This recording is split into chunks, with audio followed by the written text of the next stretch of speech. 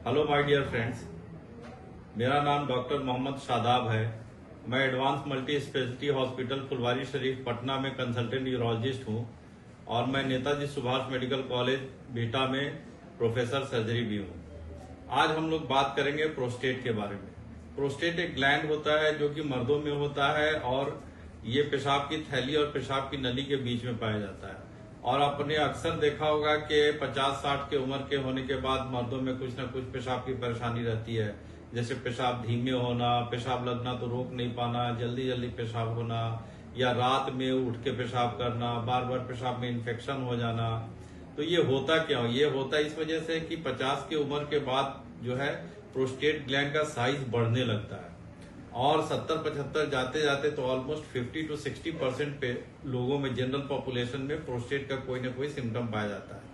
तो जब भी आपको प्रोस्टेट संबंधित कोई परेशानी हो तो डोंट सफर साइलेंटली। इसको साइलेंटली आप बर्दाश्त। बहुत लोग बोलते हैं कि उम्र हो गया है तो पेशाब की परेशानी हो गई। ऐसी बात नहीं है। ये प्रोस्टेट ग्लैंड की वजह से होता है, जिसका बहुत ही इफेक्टिव इलाज हो गया है आजकल दवाओं से भी। और दवा से अगर प्रॉब्लम सॉल्व नहीं होता है तो फिर ऑपरेशन करके प्रोस्टेट जिसका हम लोग सॉल्यूशन कर सकते हैं। एक और परेशानी होती है, प्रोस्टेट ग्लैंड में कैंसर भी बहुत होता है। आपने अभी सुना होगा अमेरिका के एक्स प्रेसिडेंट जो बाइडेन थे, उनके बारे में अभी न्यूज फ्लैश कर रहा था कि उनको एग्रेसिव प्रोस्टेट कैंसर हो गया है। तो मर्दों में पाए जाने वाला जो कैंसर होता है उसमें प्रोस्टेट कैंसर का नंबर सबसे ज्यादा होता है। इसलिए कभी भी प्रोस्टेट कैंसर और बीपीएच दोनों का सिम्टम एक ही होता है। तो प्रोस्टेट का अगर सिम्टम आपको हो रहा है, पेशाब संबंधित बीमारी अगर हो रही है आपको, तो इसको ऐसे ही जो है कि किसी से दवा लिखवा लिए प्रोस्टेट का और खाने लगे, ऐसा नहीं करना चाहिए। अपने यूरोलॉजिस्ट से मिल करके प्रॉपर उसका चेकअप करा करके, इसमें होता है कि हम लोग पैखाने के रास्ते से जाके उंगली से प्रोस्टेट ग्लैंड को देखते हैं कि ये कहीं हार्ड तो नहीं है, मतलब कि कैंसर का कोई सिम्टम तो नहीं है। कुछ इसमें फिर ब्लड टेस्ट होता है जैसे पीएसए वगैरह, इससे भी हम लोग देखते हैं कि ये तो बढ़ा हुआ तो नहीं है।